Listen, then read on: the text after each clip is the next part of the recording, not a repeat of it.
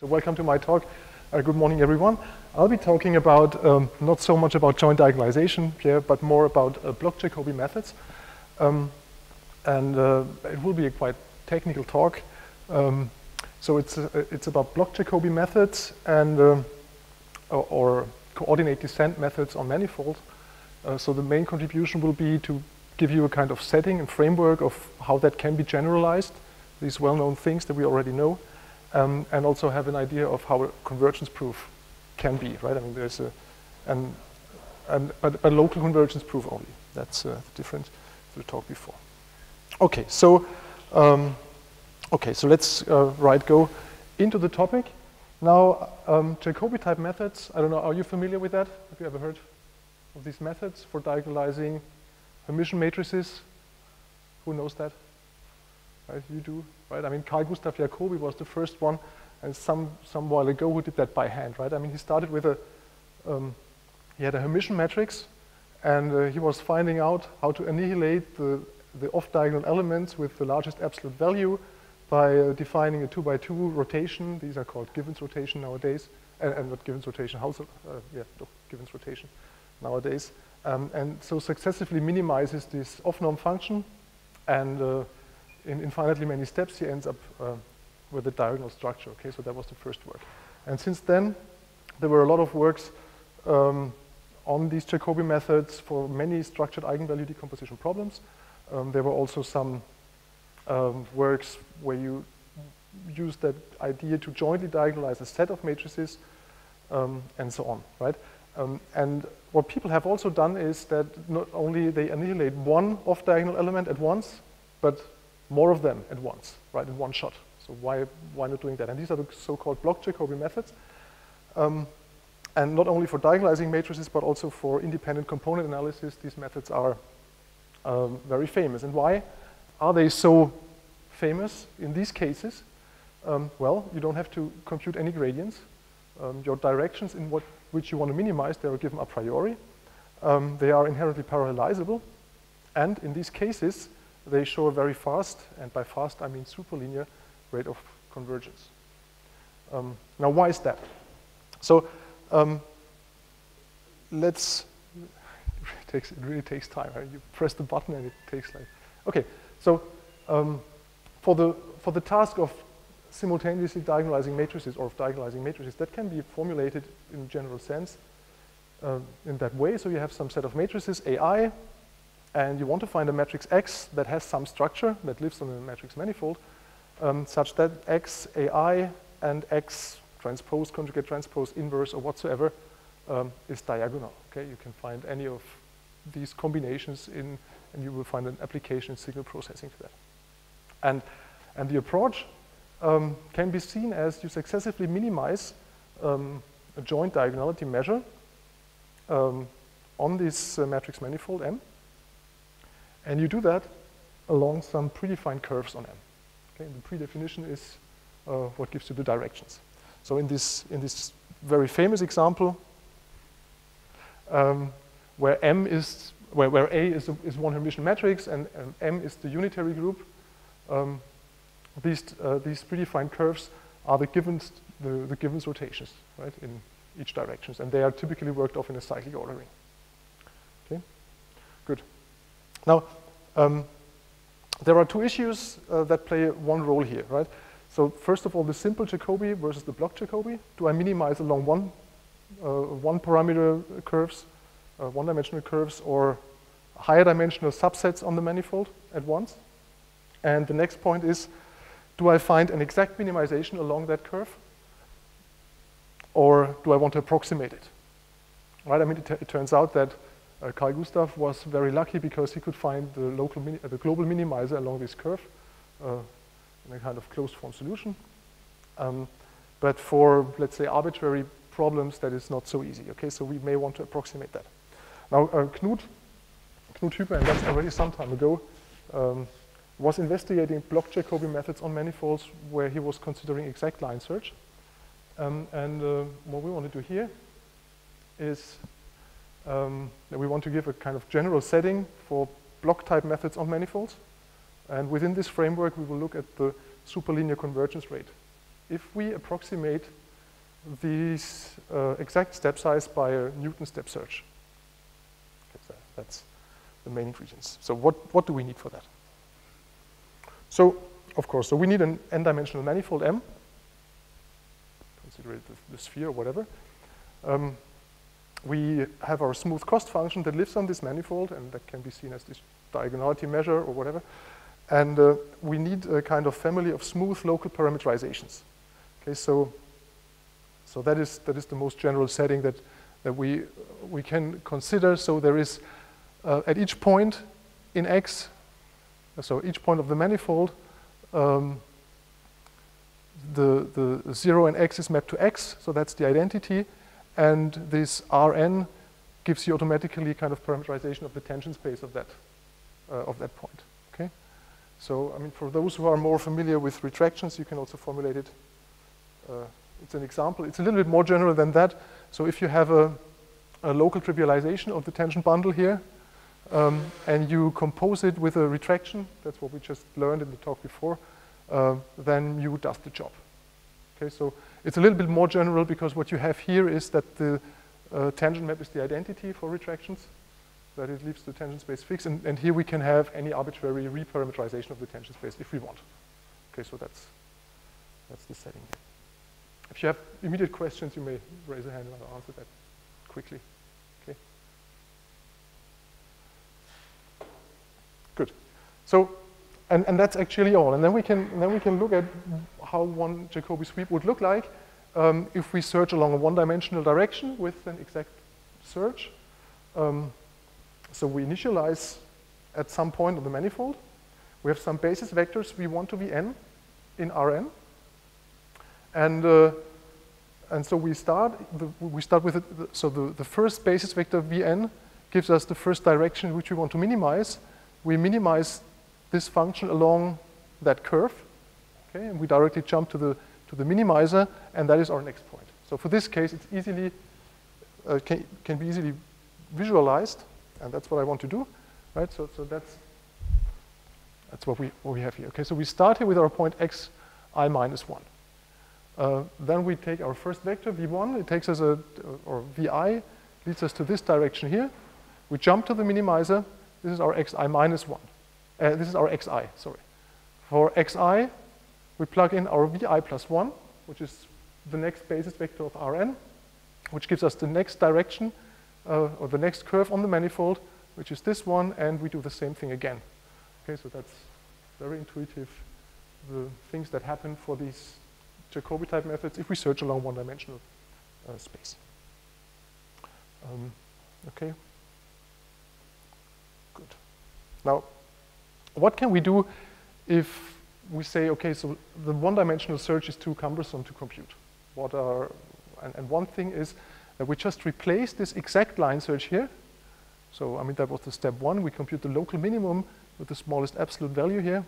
The smallest absolute value is just to make it unique. Okay, we just go to the global minimum. It's a technical detail here.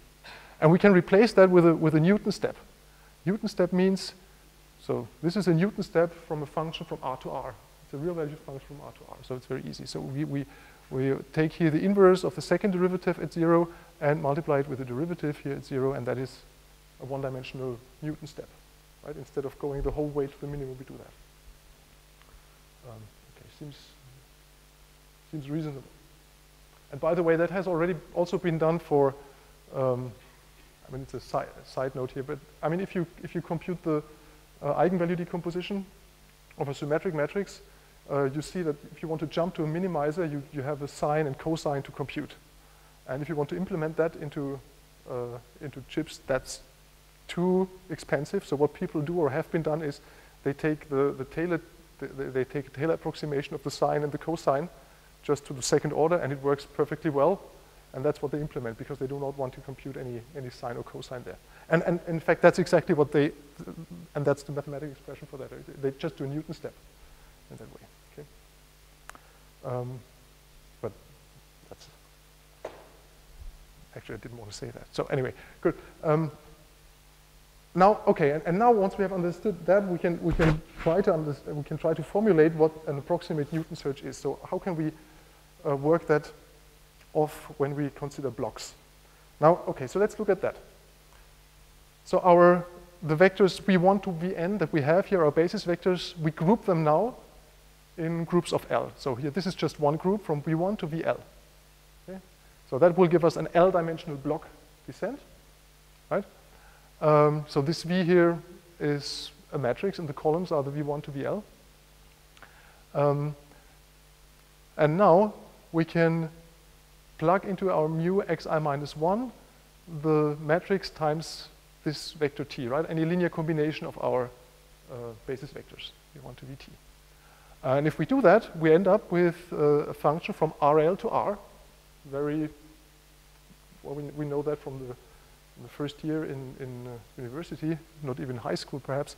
So that's a very easy function, right? From RL to R. And we can compute a Newton step here. And that is the classical Newton step that you would guess here. So that's the Hessian at 0. It is depending on how large your L is, an L by L matrix that you have to invert, right? And that's your T star as a kind of natural generalization of what we've just seen for one dimensions to multiple dimensions. Okay. Good. And now, so right, so that would be the method for the multidimensional approximate Newton. We decompose Rn into a set of R basis vectors, and we group these basis vectors to one matrix V1 and to a matrix V2 and to the matrix VR, and then we work off all these blocks. The advantage is that there are fewer iterations to do now because we only have R blocks. The price we have to pay is that the less blocks we have, the larger the size of this matrix that we have to invert is. I mean, you don't have to invert that matrix practically. I mean, you solve it in a different way, but still. Okay. Right, and if you said R to 1, you have a classical Newton step, right, for the geometric Newton step for your optimization. Okay. So that's it. I mean, that's a very natural setting.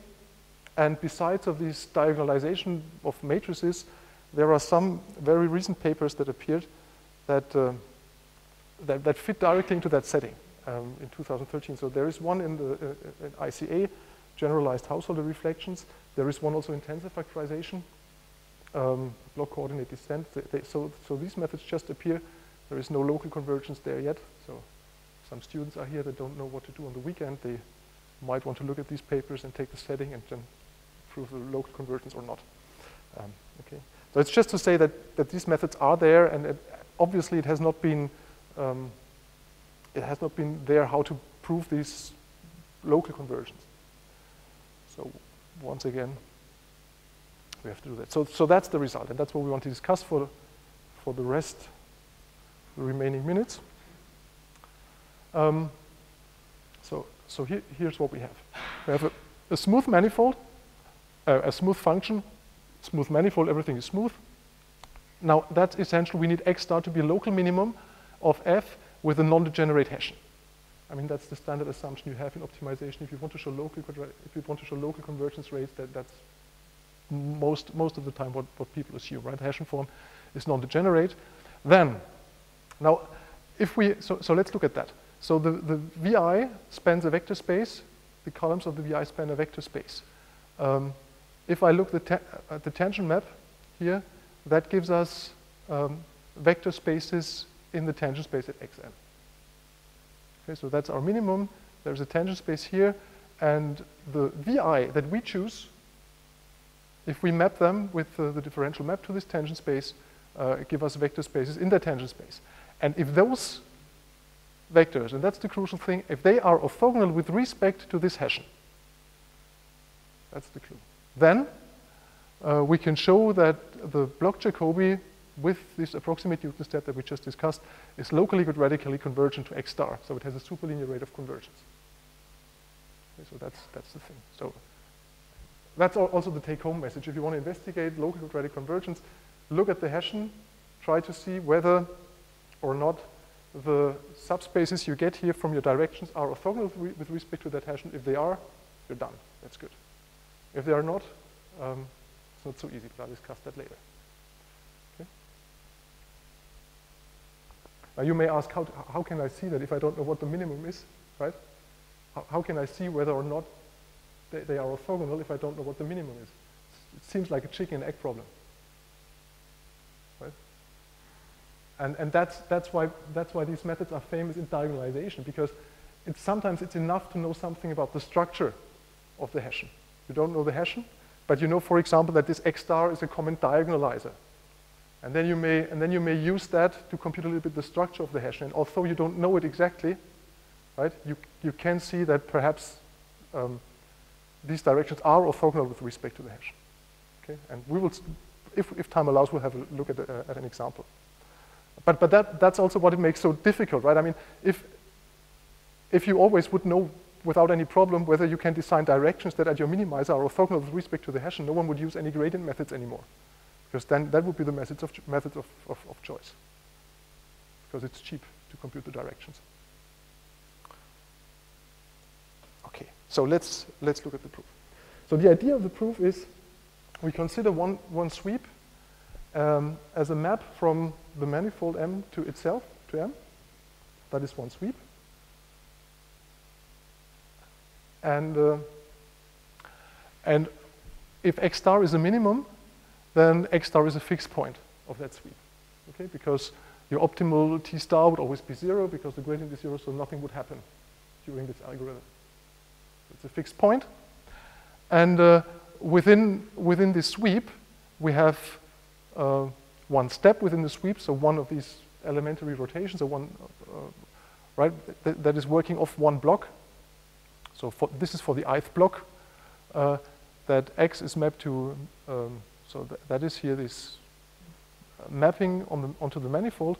That is how far we go away, given X, at point X. So this is also a function in X. And the idea is to show that the derivative of this sweep, and that may also be a tool for your talk, that if you want to show local behavior, try to see, first of all, is it a fixed point or not? And if it is a fixed point, compute the derivative.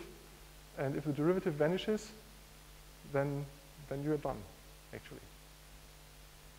Then you have local quadratic conversion. So let's see how that works. So okay, so this is the map, and now let's compute the derivative of that map. So let's see, it lives in that tangent space. So the derivative here at the optimum applied to this psi is, okay, so let's look at that. So we want to differentiate that with respect to X. So that's the derivative of mu with respect to the first variable. And that's here the inner derivative, where we have to derive T star of X applied to psi. And that is, D2 is for the second derivative, which we have to apply to our tangent space. So this here is difficult. That will take us a closer look. That will need a closer look here. And that is actually easy because of our assumptions that we had on mu, right? Because if mu of 0 is, if this here is 0, then mu 0 of X is X. So that's the identity, and the derivative of the identity here is Xi is mapped to Xi. Good. So let's have a look at the red thing, and recall that. I mean, it's all calculus. It's a kind of lengthy calculation, but it's all calculus. And if you do your job properly and exactly, you will see what the outcome is. So T star was defined in that way. The X here is hidden in this function phi, right? So we use the product rule and differentiate that. And for local minimum, we see that this gradient here vanishes. So we don't care about what that is, because this here is 0, and we remain with that term here. And now, okay, and the details here are maybe too detailed. May have a look at the paper. But the idea now is, if you take a psi I that is that lies in the span here of this mu I, And if you take something that is orthogonal to that with respect to the Hessian, you can show that, how many minutes? Is that true? Right, okay, so this is minus xi and this here is 0, which means that in fact, so that's the message here. So the derivative of one step within one sweep is in fact an orthogonal projection onto this mu I perp, and perp is with respect to the Hessian, okay? And so if I consider that one sweep is in fact a composition of such steps, and that each of these steps has x star as a fixed point, we can show that, right? I mean, one after, so you apply the derivative of s to xi, and by every component of xi is projected to 0. Right? The first one projects the orthogonal component of your first v1, and the second v1, and then by everything is projected to 0, and then that is then the result that this vanishes. Okay, and then we use a Taylor type argument where we say, okay, the first derivative vanishes, so everything that is here is something upper bounded by the Hessian, and so we can show this, and that this is true for all x that are close enough to x star. Okay, good. So I make the discussion and I don't talk about the example. Is that okay? Okay. So the discussion. So I mean, what do we have here? What's the result for? So we have what I just said. If we can show this orthogonality with respect to the non-degenerate Hessian, if we can show that this is sufficient for a superlinear convergence, it's not necessary in some sense, because what is necessary if we are under this umbrella of having a smooth function and having a non-degenerate minimum, so that's all our that's everything we assume, then this derivative of one of these sweep has to vanish, right? That's necessary and sufficient then. And the crucial thing that in practice is that the noise influences the Hessian of the cost, and so in practice the orthogonality gets lost, and then in practice very often these algorithms do not converge. So theoretically they converge very well, but in practice they only converge with a linear rate of convergence, and that is the example, and that's just the image here, right? I mean that's noiseless, jointly diagonalizing the noiseless case, and when you add some noise on your matrices that you want to diagonalize, you see that the more noise you add, the slower your convergence is, and that is because you lose your Hessian is different, your minimum is different, and then you lose the orthogonality with respect to the subspaces you chose. Right, that's it. Thanks a lot. Conclusion is here, right? Efficient optimization tool. If you know something about the Hessian structure, you should try Jacobi methods. That's good. You can have a superlinear convergence in when the directions are orthogonal, and a Newton step does not change the superlinear convergence rate. So it's good enough. You don't need an exact line search. Thank you very much.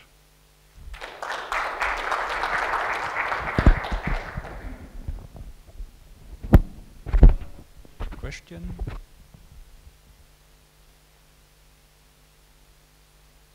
Maybe Matthew, you can already get ready. I can ask a question. So in practice, do you have some guidelines to choose a block size? So, well, I mean, the block size. It's very clear what you have to pay for the block size, and it depends on if you have on a smartphone or on a mobile phone where you don't have much power. I would not go for larger blocks. I would go for smaller blocks, and also you lose parallelizability. The larger your blocks are, the more you lose parallelizability. Yes. So it depends. There is no. Yeah. Okay. Yeah. Thanks again.